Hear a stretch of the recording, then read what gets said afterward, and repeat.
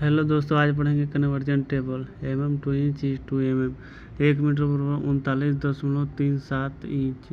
एक मीटर बराबर 100 सेंटीमीटर। एक मीटर बराबर 1000 एक सेंटीमीटर बराबर 10 एक बराबर 10 पॉइंट। इसको में चेंज करना चाहे तो 1/10 इक्वल टू 0.1 एक बराबर 100 डिवीजन, यानी इसको में चेंज करेंगे तो 1/100 इक्वल टू 0.01 एक बराबर 1000 माइक्रोन। इसको में चेंज करना चाहे तो 1/1000 इक्वल टू 0.001 एक फुट बराबर 12 इंच। एक इंच बराबर 8 सूत।